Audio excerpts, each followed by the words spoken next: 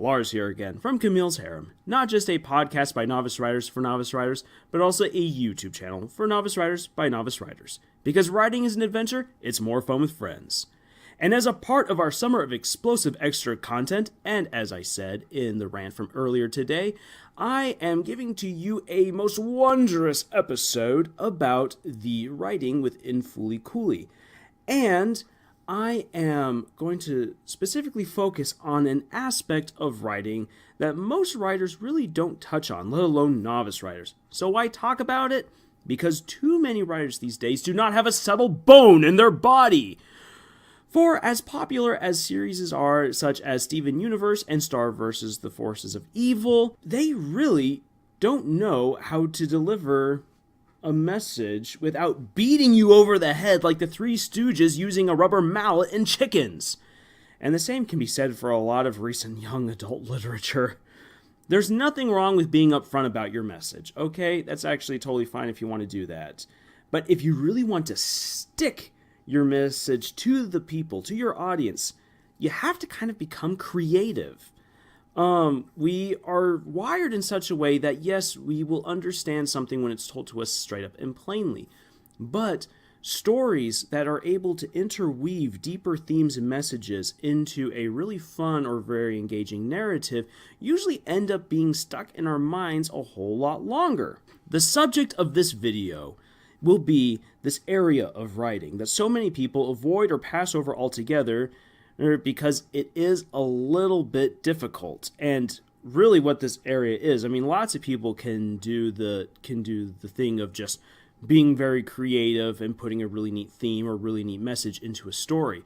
No, we're going to crank this up to 11, and we're going to talk about how to write a message that's laced with crazy, wacky, and suggestive material. This is because these insane elements come together to create some of the most memorable stories that are immortalized, analyzed, and enjoyed for years.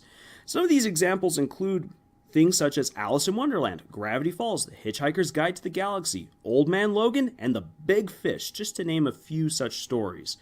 But for this video's purposes, there is no better case study than the anime Fuli Culi. This 6-episode show, about to be beefed up with 2 more seasons, is the meaning of teenage life, coming to terms with puberty, the fear of growing up, and the awkwardness of adolescence, all wrapped up in the most insane and over-the-top sexual innuendo of all time. Seriously, if you haven't watched the show yet, drop whatever you're doing, driving, showering, watching this video, whatever, and binge this show.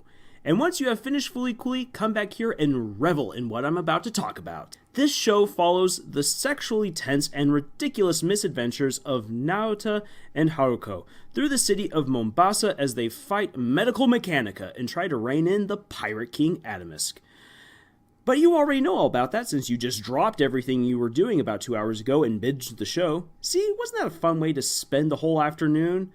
But that is nothing more than the beginning of the fun. We have ridiculous erections coming out of Naota's head that become machines, Haruko leveling buildings with her guitar and using her sex appeal to suck Naota's dad dry. Naota plays hanky-panky under a bridge with Mamimi, his brother's ex-girlfriend, because he's got himself a busty American babe now. And the dumb robot named Kanti eats and uses Naota to channel the Pirate King's powers before pooping him out. And Haruka puts the moves on Naota because he can get it up like none other. Yeah, in a little more than 2 hours, this show is a blizzard of inventive, crazy animation, indie music, preposterous action sequences, and a non-stop barrage of sexual references.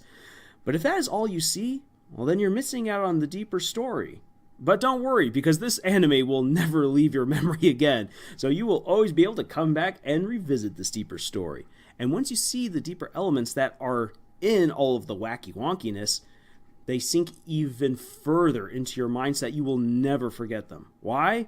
Because they strike at personal matters, and the wacky way in which these elements are being conveyed is made so more memorable because they are so over the top. Naota is a kid on the cusp of puberty, and as anyone who has ever gone through that stage of life knows, it comes out of nowhere and just clobbers you. Kind of like Haruko smashing Naota in the head. And then everything changes. His body starts changing in ways he doesn't understand and cannot control. The best example of this is the gun that goes off the closer he gets to women. Which, that scene of him and Haruko in bed together is probably the most delicious and hilariously uncomfortable scene since the poor traveler in the Decameron got used up by a convent of nuns. Yes, that is a real story that was written a long while ago. Go check it out. Throughout all of the episodes, Naota in a bizarre way has to face a different aspect of becoming a teenager.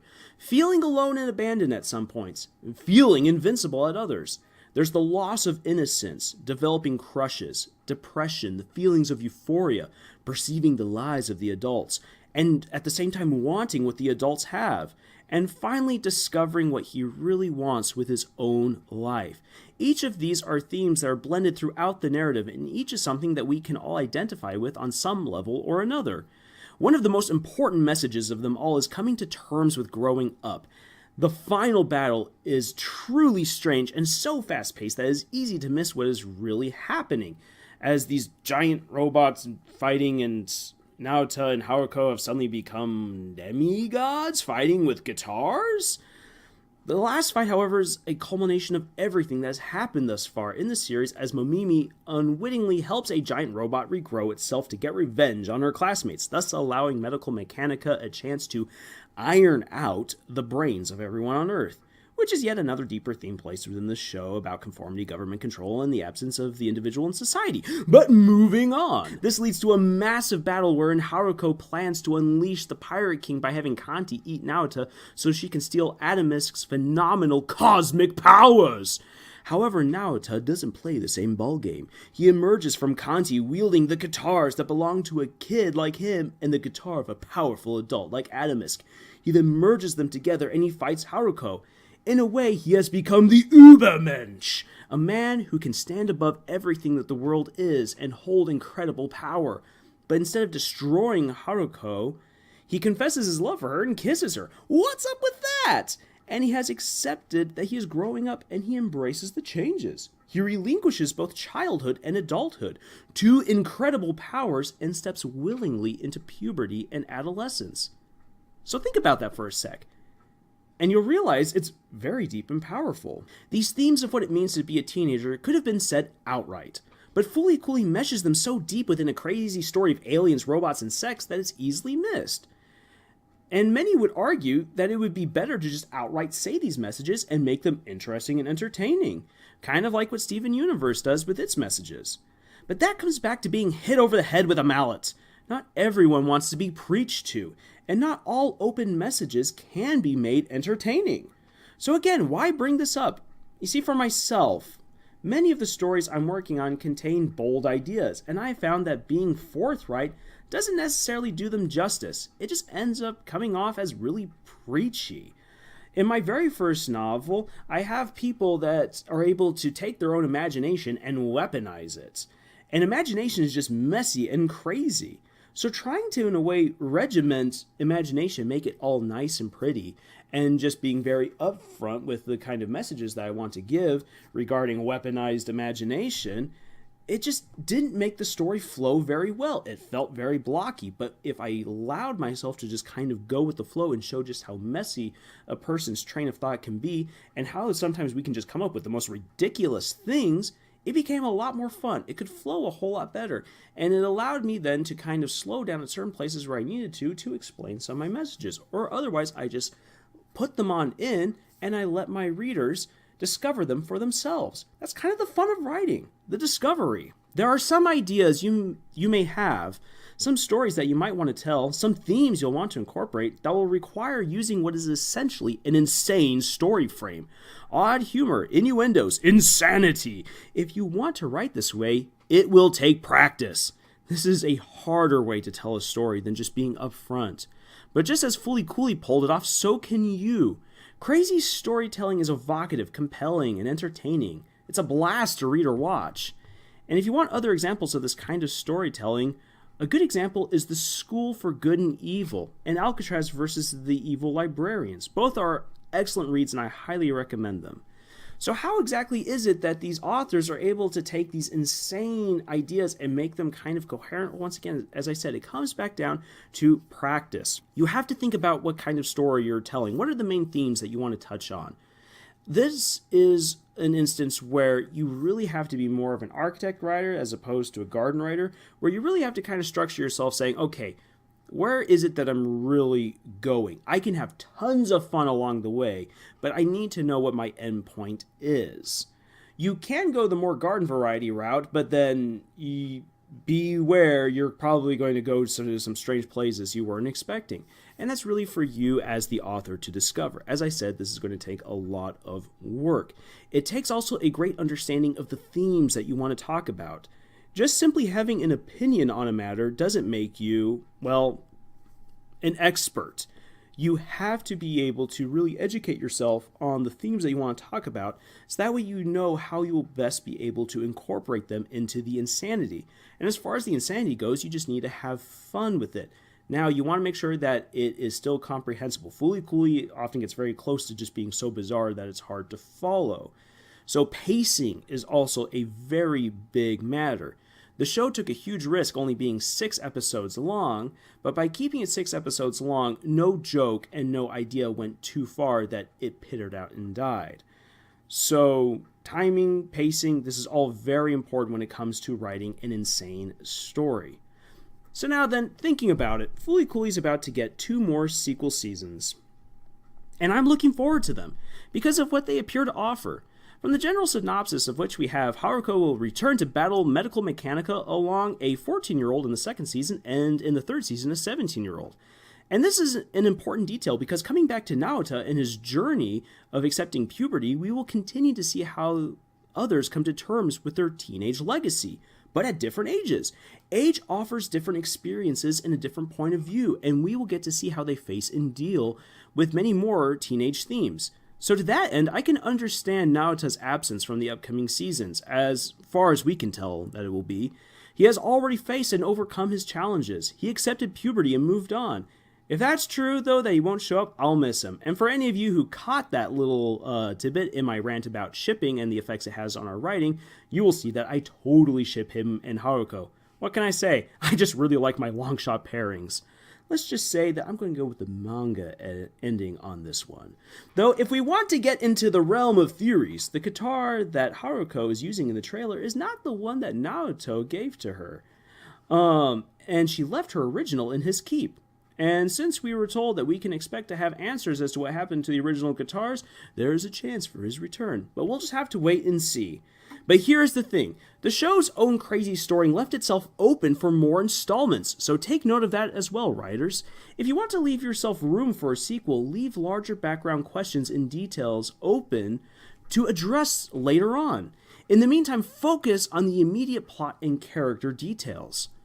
So for now, I'm really looking forward to Fuli Culi Season 2. And for crazy storytelling, our Reddit will have an example of kind of my own attempt at insane storytelling. So you can have a look at it, and you can comment on how well I've probably done.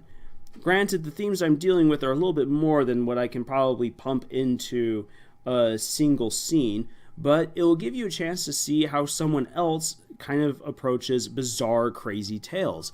And that'll be something then that you can have a look at and then say either, Lars, you're totally off your rocker, get some help, or say, Lars, that was actually pretty good right there. You do you, or that kind of inspired me. I'm going to do my own, and I'm going to do it better.